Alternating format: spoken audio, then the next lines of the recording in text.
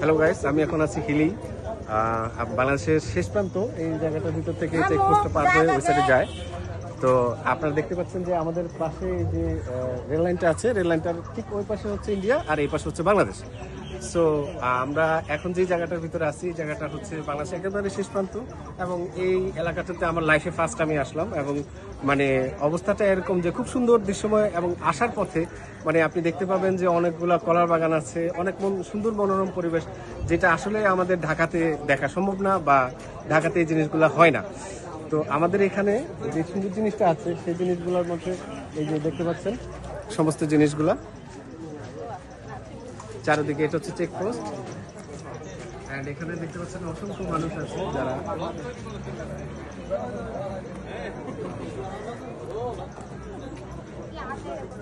So guys, আজকে আমরা এখানে এসে খুব আমরা একটা টিম নিয়ে এসেছি, এবং আমরা সবাই এসে খুব আনন্দ উপভোগ করছি।